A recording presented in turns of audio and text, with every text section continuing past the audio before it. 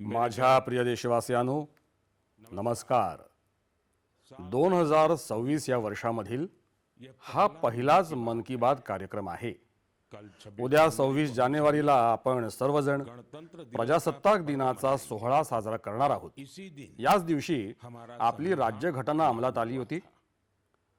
26 जानेवारीचा हा दिवस आपल्याला आपल्या राज्यघटनाकारांना अभिवादन करण्याची संधी देतो. आज 25 जानेवारीचा दिवसही अतिशय महत्त्वाचा आहे. आज नॅशनल व्होटर्स डे आहे. राष्ट्रीय मतदार दिवस आहे. मतदार हाच लोकशाहीचा आत्मा असतो. मित्रांनो, साधारणपणे जेव्हा कोणी वयाची 18 वर्ष पूर्ण करून मतदार बनतं, तेव्हा ही बाब जीवनातला एक सामान्य टप्पा म्हणून पाहिली जाते. पण वास्तविक पाहता ही संधी कोणत्याही भारतीयाच्या जीवनातील एक मोठा मैलाचा दगड असते. म्हणूनच देशात व्होटर बनण्याचा, मतदार होण्याचा उत्सव आपण साजरा करणं खूप गरजेचं आहे.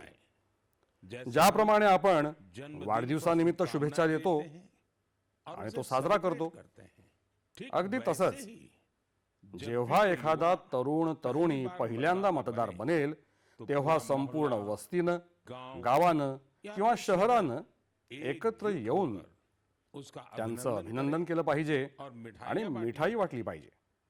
यामुळे लोकांमध्ये मतदानाप्रती जागरूकता वाढेल. त्याचबरोबर एक मतदार असणं किती महत्त्वाचं आहे ही भावना अधिक प्रबळ होईल. मित्रांनो, देशात जे लोक निवडणूक प्रक्रियेशी जोडलेले आहेत, जे आपली लोकशाही जिवंत ठेवण्यासाठी तळागाळात काम करतात, त्या सर्वांचे मी मनापासून कौतुक करू इच्छितो. आज मतदार दिनाच्या निमित्तानं मी माझ्या तरुण मित्रांना पुन्हा एकदा आग्रह करेन की त्यांनी 18 वर्ष पूर्ण झाल्यावर मतदार म्हणून आपली नोंदणी नक्की करावी. राज्यघटनेनं प्रत्येक नागरिकाकडून ज्या कर्तव्य भावनेच्या पालनाची अपेक्षा ठेवली आहे, ती अपेक्षाही याद्वारे पूर्ण होईल आणि भारताची लोकशाही अधिक बळकट होईल. माझ्या प्रिय देशवासियांनो, आजकाल मी समाज माध्यमांवर एक रंजक लाट पाहतोय. लोक 2016 सालच्या आपल्या आठवणींना उजाळा देत आहेत. त्याच भावनेनं आज मलाही माझी एक आठवण तुम्हाला सांगायची आहे. 10 वर्षांपूर्वी 2016च्या जानेवारीमध्ये आपण एका महत्वाकांक्षी प्रवासाची सुरुवात केली होती. तेव्हा आपल्याला या गोष्टीची जाणीव होती की हे पाऊल जरी छोटं वाटत असलं तरी ते तरुण पिढीसाठी आणि देशाच्या भविष्यासाठी खूप महत्वाचं आहे. तेव्हा काही लोक हे समजून घेऊ शकले नव्हते की हे नक्की आहे काय. मित्रांनो, मी ज्या प्रवासाविषयी बोलत आहे तो म्हणजे स्टार्टअप इंडिया या उपक्रमाचा प्रवास. या विलक्षण प्रवासाचे नायक आपले तरुण मित्र मैत्रिणी आहेत. आपल्या कम्फर्ट झोन, आरामदायी कोशातून बाहेर पडून त्यांनी जे नवनवीन प्रयोग, नवोन्मेष केले, त्यांची नोंद इतिहासात होत आहे. मित्रांनो, भारत आज जगातली तिसरी सर्वात मोठी स्टार्टअप्स इकोसिस्टीम, नवउद्योग परिसंस्था बनला आहे. हे स्टार्टअप्स प्रस्तावित वाटेपेक्षा चाकोरी बाहेरील वेगळे असे आहेत. आज ते अशा क्षेत्रांमध्ये काम करत आहेत ज्यांचा 10 वर्षांपूर्वी नुसता विचारही मनात आणणं कठीण होतं. AI, कृत्रिम बुद्धिमत्ता, अंतराळ, अणुऊर्जा, सेमीकंडक्टर्स, अर्धसंवाहक, मोबिलिटी, स्थित्यंतर क्षमता, ग्रीन हायड्रोजन, प्रदूषणमुक्त हायड्रोजन, बायोटेक्नॉलॉजी, जैवतंत्रज्ञान. तुम्ही कोणत्याही क्षेत्राचं नाव घ्या, तिथे एखादा तरी भारतीय स्टार्टअप काम करताना नक्कीच दिसेल.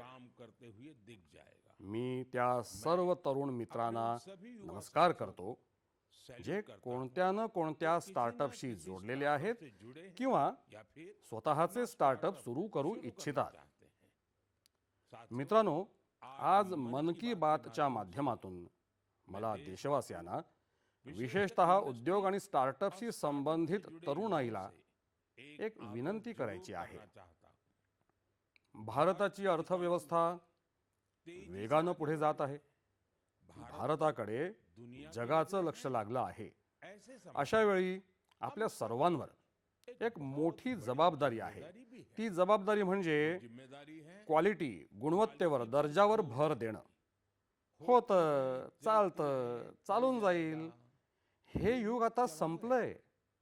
चला, या वर्षी आपण पूर्ण ताकदीनिशी गुणवत्तेला प्राधान्य देऊया.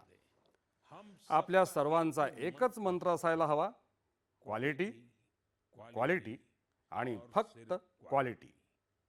कालपेक्षा आजची क्वालिटी अधिक चांगली असावी. आपण जे काही उत्पादन काढत आहोत त्याची गुणवत्ता, दर्जा सुधारण्याचा संकल्प करूया. मग ते आपलं कापड असो, तंत्रज्ञान असो किंवा इलेक्ट्रॉनिक्स आणि अगदी पॅकेजिंग, बांधणी असो, भारतीय उत्पादन म्हणजे टॉप क्वालिटी असा अर्थच निर्माण झाला पाहिजे. चला, एक्सलन्स, उत्कृष्टतेला आपण आपला मापदंड बनवूया. गुणवत्तेत कोणतीही कसर राहणार नाही आणि गुणवत्तेशी कोणतीही तडजोड केली जाणार नाही असा संकल्प करूया. मी तर लाल किल्ल्यावरूनही म्हटलं होतं, झिरो डिफेक्ट, झिरो इफेक्ट, निर्दोष, पर्यावरण स्नेही. असं करूनच आपण विकसित भारताचा प्रवास वेगानं पुढे नेऊ शकू. माझ्या प्रिय देशवासियांनो, आपल्या देशातील लोक खूप इनोव्हेटिव्ह, कल्पक आहेत. समस्यांवर उपाय शोधणं हा आपल्या देशवासियांचा स्थायी भाव आहे. काही लोक हे काम स्टार्टअप्सच्या माध्यमातून करतात, तर काही जण समाजाच्या सामूहिक शक्तीनं मार्ग काढण्याचा प्रयत्न करत असतात.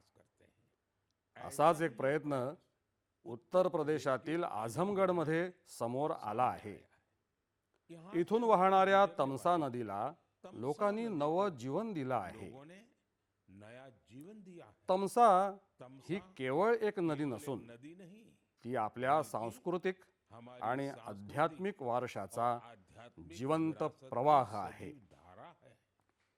अयोध्येतून वाहत येत गंगेला मिळणारी ही नदी एकेकाळी या भागातल्या लोकांच्या जीवनाची धुरा वाहत होती.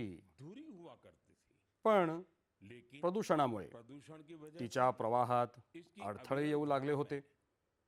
गाळ, कचरा आणि घाणीमुळे नदीचा प्रवाह थांबला होता. त्यानंतर इथल्या लोकांनी तिला नवसंजीवनी देण्याचं अभियान, मोहीम सुरू केली. नदीची स्वच्छता करण्यात आली आणि तिच्या काठावर सावली देणारी, फळं देणारी झाडं लावण्यात आली. स्थानिक लोक कर्तव्य भावनेनं या कामासाठी झटू लागले आणि सर्वांच्या प्रयत्नातून नदीचा कायापालट झाला. मित्रांनो, लोकसहभागाचा असाच एक प्रयत्न आंध्र प्रदेशातील अनंतपूरमध्येही पाहायला मिळाला आहे. हा असा भाग आहे जो नेहमी दुष्काळाच्या भीषण समस्येशी झुंजत असतो. इथली माती लाल आणि वालुकामय आहे.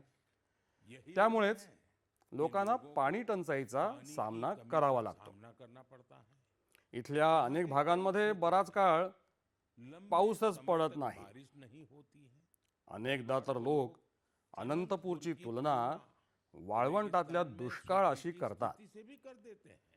मित्रांनो, या समस्येवर उपाय शोधण्यासाठी स्थानिक लोकांनी जलाशयांच्या स्वच्छतेचा निर्धार केला. त्यानंतर प्रशासनाच्या मदतीने इथे अनंत निरू संरक्षणम प्रोजेक्ट हा प्रकल्प सुरू झाला. या प्रयत्नांमुळे 10 पेक्षा जास्त जलाशयांना जीवदान मिळालं आहे. त्या जलाशयांमध्ये आता पाणी भरू लागलंय. त्यासोबतच 7,000 पेक्षा जास्त झाडंही इथे लावण्यात आली आहेत. म्हणजेच अनंतपूरमध्ये जलसंधारणासोबतच हिरवळीचं क्षेत्र देखील वाढलं आहे. इथली मुलं आता पोहण्याचा आनंदही घेऊ शकतात. एक प्रकारे सांगायचं तर इथली संपूर्ण परिसंस्था पुन्हा एकदा बहरली आहे. मित्रांनो, आझमगड असो, अनंतपूर असो किंवा देशातील इतर कोणतीही जागा असो, लोक एकत्र येऊन कर्तव्य भावनेनं मोठे संकल्प सिद्ध करत आहेत, हे पाहून खूप आनंद होतो. लोकसहभाग आणि सामूहिक प्रयत्न हीच आपल्या देशाची सर्वात मोठी ताकद आहे. माझ्या प्रिय देशवासियांनो, आपल्या देशात भजन आणि कीर्तन शतकानुशतक आपल्या संस्कृतीचा आत्मा राहिले आहेत. आपण मंदिरात भजन ऐकली आहेत, कथेसह भजन म्हणजे कीर्तन ऐकली आहेत आणि प्रत्येक पिढी आपापल्या काळात भक्ती जगली आहे. आजची पिढी ही काही नवीन प्रयोग करते. आजच्या तरुणाईनं भक्ती स्वतःच्या अनुभवात आणि जीवनशैलीत सामावून घेतली आहे. याच विचारातून एक नवीन सांस्कृतिक रिवाज समोर आला आहे. तुम्ही समाज माध्यमांवर अशा प्रकारचे व्हिडिओ, ध्वनी चित्रफिती नक्कीच पाहिले असतील. देशातील वेगवेगळ्या शहरांमध्ये मोठ्या संख्येनं तरुणाई एकत्र येत आहे. व्यासपीठ सजवलेलं असतं, प्रकाश योजना असते, संगीत असतं, सर्व थाटमाट सोयी सुविधा असतात आणि वातावरण एखाद्या मोठ्या मैफिलीपेक्षा जराही कम नसतं. असं वाटतं की जणू काही मोठी संगीत सभा मैफलच सुरू आहे. पण तिथे होत असलेलं गायन म्हणजे पूर्ण तन्मयतेनं, तळमळीनं आणि लयीत गायलेलं भजन असतं. या प्रवाहाला आज भजन क्लबिंग, आधुनिक बाजाचं भजन असं म्हटलं जात आहे आणि हे विशेषतः जेन झी मध्ये वेगानं लोकप्रिय होत आहे. या आयोजनांमध्ये भजनाची प्रतिष्ठा आणि पावित्र्य पूर्णपणे राखलं जातं, जपलं जातं, हे पाहून खूप आनंद वाटतो. भक्ती हलक्यात घेतली जात नाही. ना शब्दांची मर्यादा ओलांडली जाते, ना भावनांची. व्यासपीठ आधुनिक असू शकतं, सादरीकरण वेगळं असू शकतं, पण मूळ भावना तीच राहते. अध्यात्माचा एक अखंड प्रवाह तिथे आपल्याला अनुभवता येतो. माझ्या प्रिय देशवासियांनो, आज आपली संस्कृती आणि सण जगभरात आपली ओळख निर्माण करत आहेत. जगाच्या कानाकोपऱ्यात भारतीय सण मोठ्या उत्साहात, हर्षोल्हासात साजरे केले जातात. प्रत्येक प्रकारचं सांस्कृतिक चैतन्य टिकवून ठेवण्यात आपल्या भारतीय बांधवांचं मोठं योगदान आहे. ते जिथे कुठे आहेत तिथे आपल्या संस्कृतीची मूळ भावना जपत आहेत आणि ती पुढे नेत आहेत. या संदर्भात मलेशियातील आपला भारतीय समुदायही अतिशय कौतुकास्पद काम करत आहे. तुम्हाला हे जाणून सुखद आश्चर्य वाटेल की मलेशियामध्ये 500 पेक्षा जास्त तमिळ शाळा आहेत. यामध्ये तमिळ भाषेच्या अध्ययनासोबतच इतर विषय देखील तमिळमध्ये शिकवले जातात. याशिवाय तिथे तेलुगू आणि पंजाबीसह इतर भारतीय भाषांवरही खूप भर दिला जातो. मित्रांनो, भारत आणि मलेशियामधील ऐतिहासिक आणि सांस्कृतिक संबंध भक्कम करण्यात एका संस्थेची मोठी भूमिका आहे. तिचं नाव आहे मलेशिया इंडिया हेरिटेज सोसायटी. विविध कार्यक्रमांसोबतच ही संस्था हेरिटेज वॉक या वारसा भ्रमंतीचा आयोजन करते. यामध्ये दोन्ही देशांना जोडणाऱ्या सांस्कृतिक स्थळांचा समावेश असतो. गेल्या महिन्यात मलेशियात लाल पाड साडी आयकॉनिक वॉक आयोजित करण्यात आला होता. या साडीचा आपल्या बंगालच्या संस्कृतीशी विशेष संबंध आहे. या कार्यक्रमात सर्वाधिक संख्येनं ही साडी नेसून सहभागाचा विक्रम झाला, ज्याची नोंद मलेशियन बुक ऑफ रेकॉर्ड्स मध्ये झाली. या प्रसंगी ओडिसी नृत्य आणि बाऊल संगीतानं तर लोकांची मन जिंकली. मी म्हणू शकतो, मला मलेशियातील भारतीय रहिवाशांचा अभिमान आहे. भारत आणि मलेशिया यांना ते अधिक जवळ आणत आहेत.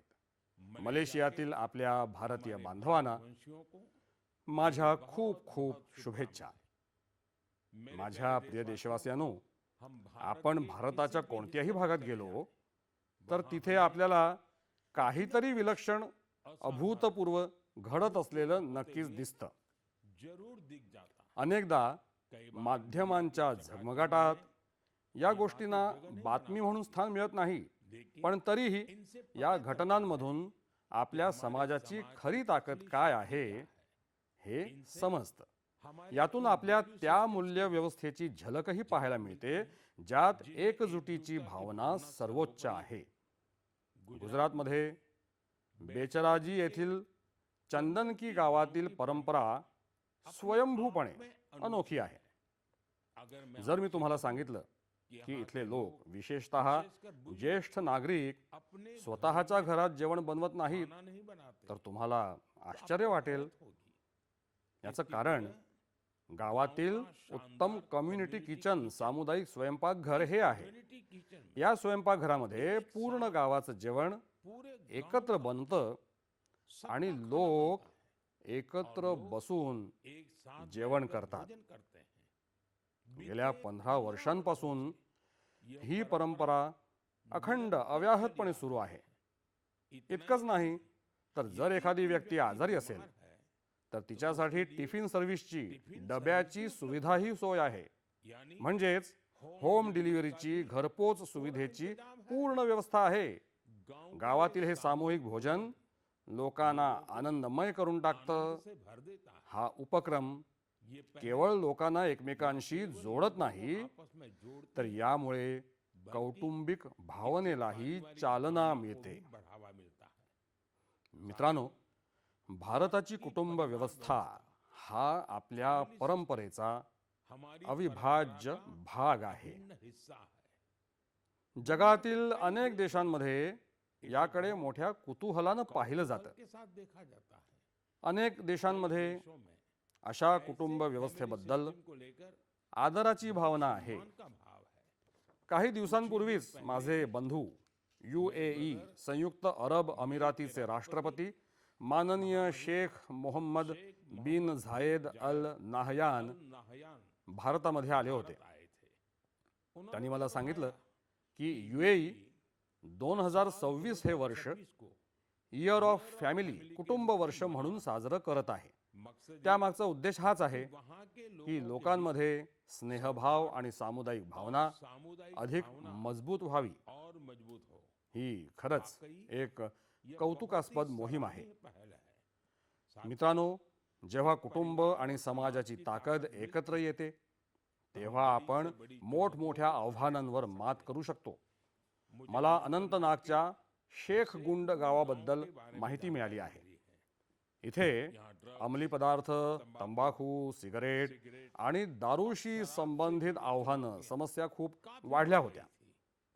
हे सर्व पाहून इथले मीर जाफरजी इतके अस्वस्थ झाले की त्यांनी ही समस्या दूर करण्याचा निश्चय केला. त्यांनी गावातील तरुणांपासून वयस्कर नागरिकांपर्यंत सर्वांना एकत्र केलं. त्यांनी घेतलेल्या या पुढाकाराचा परिणाम असा झाला की इथल्या दुकानांनी तंबाखूजन्य पदार्थांची विक्री करणंच बंद केलं. या प्रयत्नांमुळे अंमली पदार्थांच्या धोक्यांबाबत लोकांमध्ये आता जागरूकता वाढली आहे.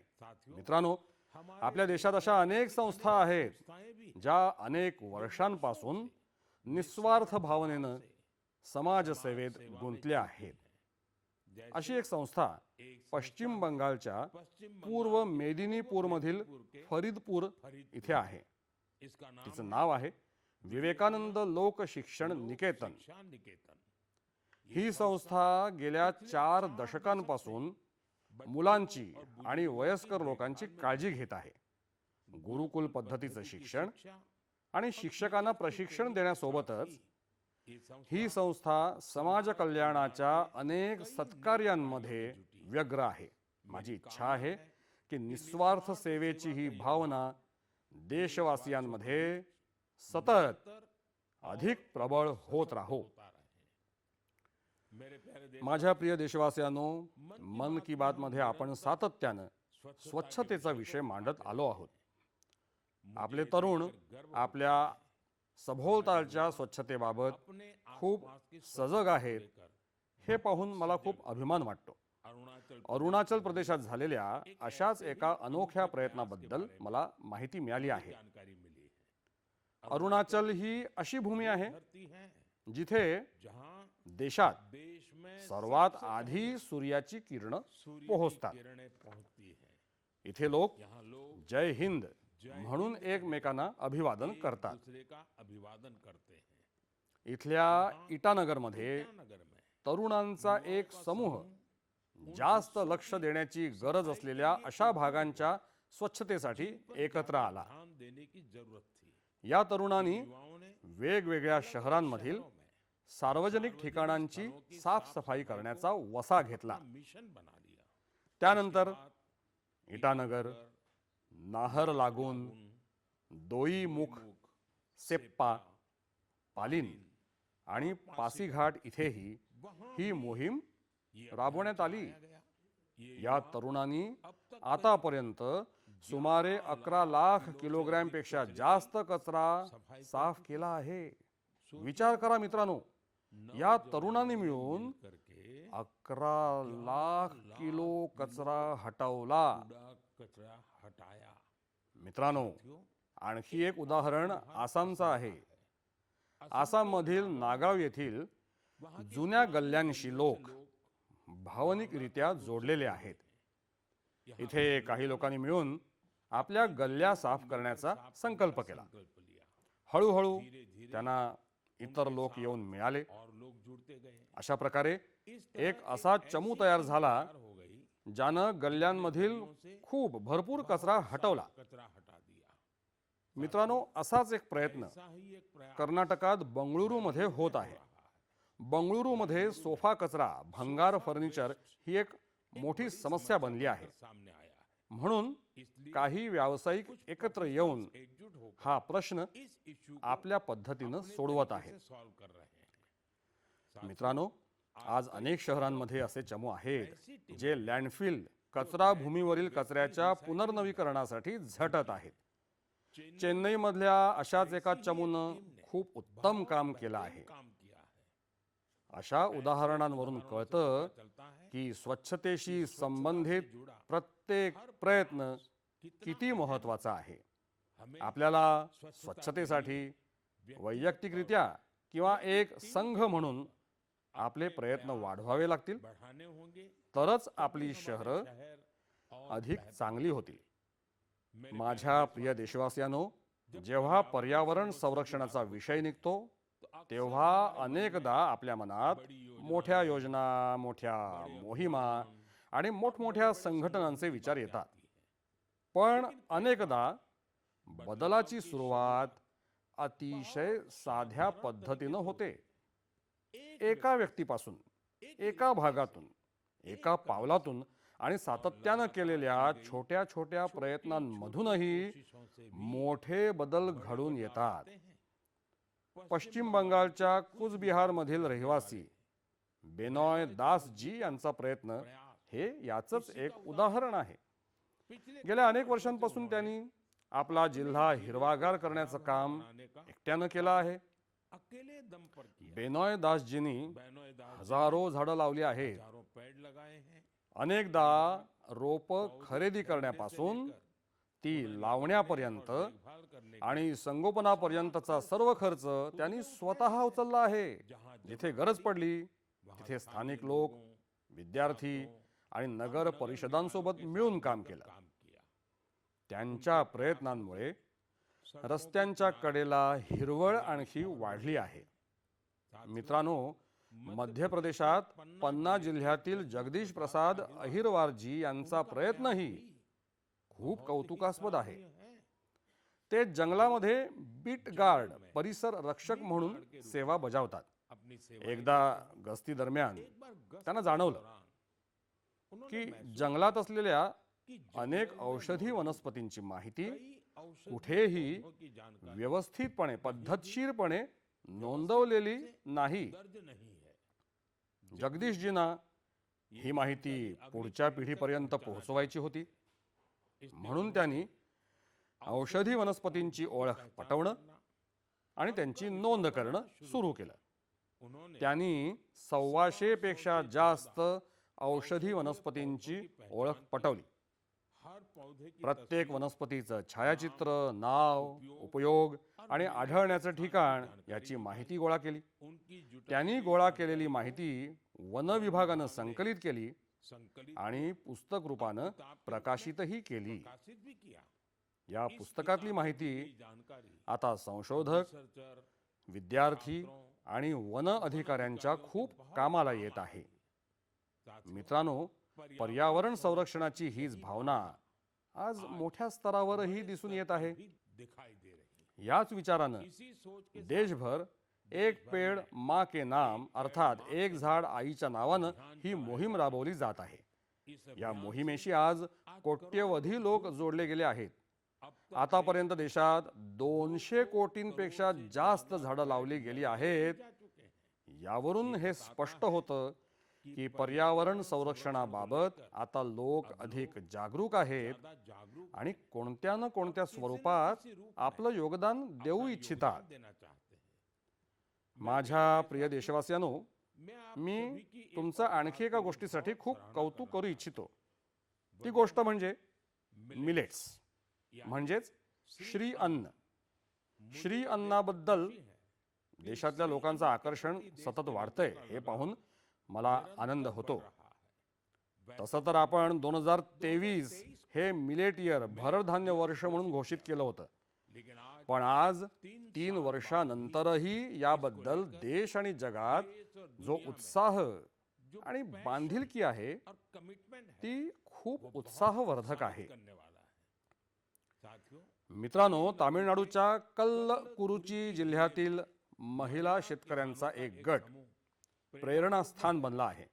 येथील पेरियापालयम मिलेट FPC या शेतकरी उत्पादक कंपनीशी सुमारे 800 महिला शेतकरी जोडल्या गेल्या आहेत. श्री अन्नाची वाढती लोकप्रियता पाहून या महिलांनी मिलेट प्रोसेसिंग युनिट, भरडधान्य प्रक्रिया केंद्र स्थापन केलं. आता त्या श्री अन्नापासून बनवलेली उत्पादनं थेट बाजारात पोहोचवत आहेत. मित्रांनो, राजस्थानच्या रामसरमध्येही शेतकरी श्री अन्नाबाबत नवनवीन प्रयोग करत आहेत. येथील Ramsar organic farmer producer company या शेतकरी उत्पादक कंपनीशी 900 पेक्षा जास्त शेतकरी जोडले आहेत. हे शेतकरी प्रामुख्यानं बाजरीची शेती करतात. इथे बाजरीवर प्रक्रिया करून रेडी टू ईट, थेट खाण्यासाठी तयार असलेले लाडू तयार केले जातात. याला बाजारात खूप मोठी मागणी आहे. इतकंच नाही मित्रांनो, मला तर हे जाणून आनंद होतो की आजकाल अनेक मंदिरं अशी आहेत जी आपल्या प्रसादात फक्त श्री अन्नाचा उपयोग करतात. मी त्या मंदिराच्या सर्व व्यवस्थापकांचं त्यांच्या या उपक्रमासाठी मनापासून अभिनंदन करतो. मित्रांनो, भरडधान्य श्री अन्नमुळे बळीराजाची कमाई वाढण्यासोबतच लोकांच्या आरोग्यातही सुधारणा होण्याची हमी मिळत आहे. श्री अन्न पोषक तत्वांनी समृद्ध असतं. ते सुपरफूड, पौष्टिक महाअन्न असतं. आपल्या देशात हिवाळ्याचा ऋतू खाण्यापिण्यासाठी खूप चांगला मानला जातो. अशा परिस्थितीत या दिवसांमध्ये आपण श्री अन्नाचं सेवन नक्कीच केलं पाहिजे. माझ्या प्रिय देशवासियांनो, मन की बात मध्ये आपल्याला पुन्हा एकदा अनेक वेगवेगळ्या विषयांवर बोलण्याची संधी मिळाली. हा कार्यक्रम आपल्याला आपल्या देशाच्या यशाची अनुभूती देण्याची आणि ते साजरे करण्याची संधी देतो. फेब्रुवारीमध्ये अशीच आणखी एक संधी येते. पुढच्या महिन्यात इंडिया AI इम्पॅक्ट समिट ही कृत्रिम बुद्धिमत्ता विषयक परिषद होणार आहे. या परिषदेत जगभरातून विशेषतः तंत्रज्ञान क्षेत्रातील तज्ज्ञ भारतामध्ये येतील. ही परिषद कृत्रिम बुद्धिमत्तेच्या जगतात भारतानं केलेली प्रगती आणि मिळवलेलं यश जगासमोर मांडेल. यामध्ये सहभागी होणाऱ्या प्रत्येकाचं मी मनापासून अभिनंदन करतो. पुढच्या महिन्यात मन की बात मध्ये आपण इंडिया AI इम्पॅक्ट समिटवर नक्कीच बोलूया. देशवासियांनी मिळवलेल्या इतर काही यशाचीही चर्चा करूया. तोपर्यंत मला मन की बात मधून आज निरोप द्या. उद्याच्या प्रजासत्ताक दिनासाठी पुन्हा एकदा तुम्हा सर्वांना माझ्या खूप खूप शुभेच्छा. आभार.